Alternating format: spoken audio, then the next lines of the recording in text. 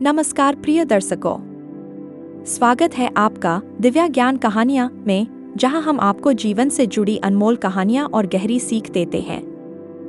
क्या आपने कभी सोचा है कि माता पिता के आंसुओं का हिसाब ईश्वर कैसे चुकाते हैं? उनकी तकलीफें, उनके बलिदान, क्या इनका कोई हिसाब होता है? या फिर समय खुद इसका न्याय करता है? आज की इस खास कहानी में हम जानेंगे कि किस तरह ईश्वर माँ बाप के दुख दर्द का हिसाब चुकाते हैं और क्यों संतान को उनका मान सम्मान हर हाल में करना चाहिए। तो वीडियो को अंत तक देखें और इस भावनात्मक सफर का हिस्सा बने। चलिए शुरू करते हैं। प्रिय दर्शकों, गांव सत्यपुर पहाड़ों और घने जंगलों के बीच बसा एक अनोखा गांव था। यहाँ का वातावरण इतना शांत था कि लगता था जैसे स्वयं प्रकृति ने इस जगह को अपनी गोद में छुपा रखा हो।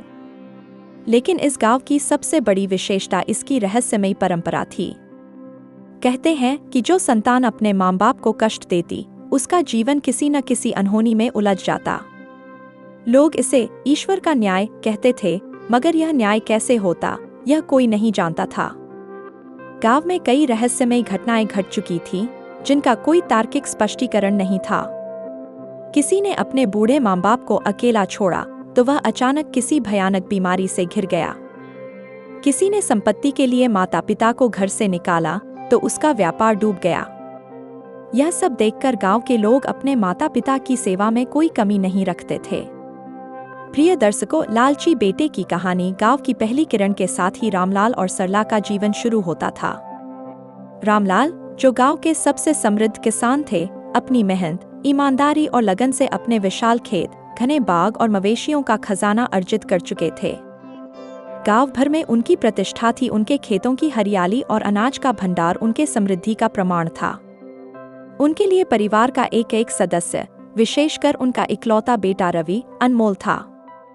लेकिन रवि में बचपन से ही एक अजीब सी ललक देखने को मिली।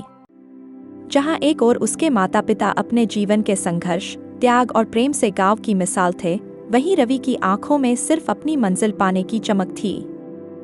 बचपन में उसकी शरारतें और मस्तियां तो आम थीं, परंतु जैसे जैसे समय बीता, उसे शहर की चमक दमक, आकर्षक अवसर और भव्यता ने अपनी ओर खींच लिया।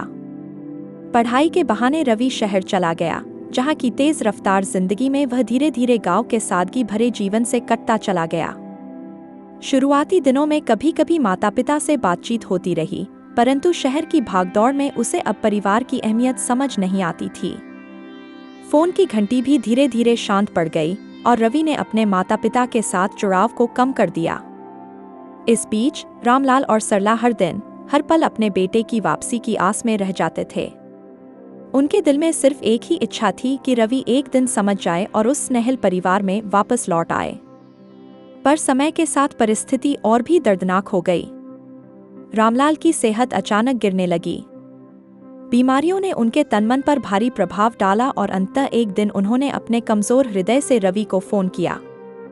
कांपती हुई आवाज में रामलाल ने अपने बेटे से आग्रह किया, बेटा, अब तेरी माँ भी कमजोर हो गई है, मैं भी ज्यादा दिन नहीं रहूंगा। अब तू घर आ जा। उनकी यह पुकार, जिसमें वर्षों की उम्मीदें और अपूर्ण प्रेम छिपा था, रवि के कानों तक नहीं पहुंच पाई। शहर में बिजनेस की चमक में डूबे हुए रवि ने सादा, तुच्छ जवाब दे दिया, पापा, मैं शहर में बिजनेस कर रहा हूँ। गांव आकर मेरा करियर बर्बाद नहीं कर सकता। आप लोग नौकर रख लीजिए। इस शब्द ने रामलाल के दिल पर गहरी चोट पहुंचाई, मानो वर्षों के त्याग की सारी खुशियां एक पल में उड़ा दी गई हों। कुछ ही महीनों में रामलाल इस संसार से विदा हो गए और उनके जाने के साथ सरला का जीवन वीरान हो गया। सरला के लिए अब न तो अपने पति की यादें सहारा थीं और न ही बेटे की ममता। उनके जीवन में छा गया था गहरा अंधकार, जहां बचपन की सुनहरी यादें अब दर्दभरी तन्हाई बन गई थीं। गांव के लोग, जो कभी रामलाल के परिवार की तारीफ करते थे, अब इस दुखद घटना का साक्षी बन गए। इस कहानी में माता पिता का त्याग और बेटे की अनदेखी एक साथ उभर आई, एक ऐसी व्यथा जो समाज में रिश्तों के महत्व और पारिवारिक बंधनों की अनिवार्यता को याद दिलाती है। प्रिय दर्शकों, माँ की करुण पुकार और ईश्वर का न्याय। रामलाल के निधन के बाद रवि केवल अपनी संपत्ति बढ़ाने के उद्देश्य से गांव पहुंचा। उसने माँ को शहर ले जाने का झूठा वादा किया और उनके नाम की संपूर्ण जमीन जायदाद अपने कब्जे में कर ली। इसके बाद बिना पीछे मुड़कर देखे वह तुरंत वापस शहर चला गया, माँ को अकेला गांव में छोड़ते हुए। गांव के लोगों ने सरला का सहारा बनकर उसका मनोबल बढ़ाया, लेकिन बेटे की बेरुखी ने उसे भीतर से तोड़ दिया था। कुछ ही महीनों में वह गंभीर रूप से अस्वस्थ हो गई और बिस्तर पर ही पड़ गई। इसी बीच शहर में रवि के साथ अजीब अजीब घटनाओं की एक श्रृंखला शुरू हो गई। रात के सन्नाटे में उसे विचित्र सपने आने लगे। उसकी माँ की सूनी आंखों और पिता की उदास छवि उसकी नींद में उतर आई। एक रात उसने सपना देखा जिसमें उसके पिता पूछ रहे थे, बेटा, उन आंसुओं का हिसाब कौन चुकाएगा जो तुमने हमें दिए? यह दृश्य देखकर रवि पसीने पसीने उठ गया, पर उसने इसे महज एक सपना समझकर अनदेखा कर दिया। कुछ ही दिनों में उसके व्यापार में लगातार घाटे होने लगे। बड़ी बड़ी डील्स फेल होने लगीं, कर्ज का बोझ बढ़ता गया और अंततः वह पूरी तरह टूट चुका था। तभी उसे खबर मिली कि गांव में उसकी माँ का देहांत हो गया है। यह सुनकर वह कांप उठा, क्योंकि उसके पास गांव तक जाने के लिए भी पर्याप्त पैसे नहीं थे। जब रवि किसी तरह गांव पहुंचा तो उसने देखा कि माँ के पार्थिव शरीर के पास एक अनजान वृद्ध व्यक्ति खड़ा था, जिनकी आंखों में एक अद्भुत चमक झलक रही थी। उस वृद्ध ने गंभीर स्वर में कहा, रवि, क्या तुझे मालूम है कि माँ बाप के आंसू व्यर्थ नहीं जाते? ईश्वर हर एक आंसू का हिसाब रखता है। तूने अपने माता पिता को धोखा दिया और इसी कारण तेरा सब कुछ छिन गया है। रवि एकदम सन्न हो गया और उसकी आंखों से अनायास आंसू छलक पड़े। उसने कांपते हुए पूछा, अब मैं क्या करूं? वृद्ध ने एक मधुर मुस्कान के साथ उत्तर दिया, संतान का पहला कर्तव्य है कि वह अपने माँ बाप की सेवा करे। जब वे चले जाए तो उनके नाम का कुछ अच्छा करके उन्हें सम्मानित कर। प्रायश्चित करने का एक ही रास्ता है, दूसरों के माता पिता की सेवा करना, उनकी मदद करना। यही तेरा एकमात्र उद्धार है। इतना कहते ही वह वृद्ध हवा में विलीन हो गए। प्रिय दर्शकों, पश्चाताप और ईश्वर का न्याय पूरा हुआ। रवि अब उस गहरी सीख को समझ चुका था कि जीवन में उसके सामने आए हर अनुभव, चाहे व्यापार में हुई हार या जीवन की चुनौतियां, ईश्वर द्वारा उसके कर्मों का फल थे।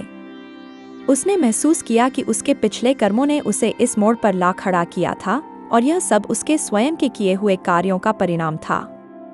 इस एहसास के साथ उसने अपने भीतर सच्चे पश्चाताप की भावना को जागृत किया। उसी गांव में जहां उसकी जीवन यात्रा का एक नया अध्याय शुरू हो रहा था, रवि ने एक वृद्धाश्रम की स्थापना की। इस आश्रम का मुख्य उद्देश्य उन लाचार माँ बापों और वृद्धजनों को एक सुरक्षित और सहारा देने वाला स्थान प्रदान करना था, जिनके पास अपने जीवन के अंतिम पड़ाव पर किसी का साथ नहीं था। आश्रम में उन्हें न केवल नियमित भोजन, स्वास्थ्य सेवाएं और आरामदायक आवास दिया जाता था, बल्कि उनके साथ समय बिताकर उनके मनोबल को भी ऊंचा किया जाता था। रवि स्वयं हर दिन आश्रम में जाकर वृद्धजन की देखभाल करता, उनकी समस्याएं सुनता और उन्हें यह विश्वास दिलाता कि अब वे अकेले नहीं हैं। इस सेवा के माध्यम से रवि ने अपने जीवन को पूरी तरह से नए अर्थ में ढाल दिया। भले ही उसका पुराना बिजनेस अब बर्बाद हो चुका था, लेकिन इस सेवा में उसने एक ऐसी आत्मिक शांति और संतोष पाई जिसे वह पहले कभी अनुभव नहीं कर सका था। हर दिन के छोटे छोटे प्रयासों ने उसके मन में नई उम्मीद और संतोष की भावना जगा दी थी। गांव के लोग भी उसकी इस परिवर्तनशील यात्रा को देखकर प्रभावित थे। उन्होंने देखा कि कैसे रवि ने अपने जीवन की गलतियों से सीख लेकर समाज के लिए एक सकारात्मक योगदान देना शुरू कर दिया है। उनकी मान्यता थी कि ईश्वर ने उसके सच्चे और गहरे पश्चाताप को स्वीकार कर लिया है। इस बात का प्रमाण यह था कि उसके जीवन में अब न केवल भौतिक आराम था, बल्कि एक असीम आत्मिक संतोष भी था, जिसने उसके अतीत की पीड़ा को धुएं में उड़ाकर पूरी नई दिशा में जीवन की ओर अग्रसर किया। प्रिय दर्शकों, माँ बाप के आंसू कभी व्यर्थ नहीं जाते। उन संतानों के लिए जो अपने माता पिता को कष्ट पहुंचाती हैं, जीवन में ईश्वर ऐसे मोड़ ला देते हैं कि हर कर्म का फल अवश्य मिलता है। लेकिन याद रहे, यदि हम सच्चे मन से प्रायश्चित करते हैं तो ईश्वर दंड को भी आशीर्वाद में बदल सकते हैं, क्योंकि माँ बाप का प्रेम ही सच्चा ईश्वर है। इस संदेश के साथ आइए हम अपने जीवन में सुधार की राह पर चलें, अपने माता पिता के प्रति सम्मान और कृतज्ञता का भाव बनाए रखें और हर परिस्थिति से सीख लेकर आगे बढ़े। यदि आपको यह वीडियो पसंद आया हो तो लाइक और शेयर करना न भूलें और ऐसे ही प्रेरणादायक विचारों के लिए हमारे चैनल को सब्सक्राइब करें। अगली बार फिर मिलते हैं, तब तक के लिए खुद पर विश्वास रखें और अपने जीवन में सकारात्मक बदलाव लाएं। धन्यवाद।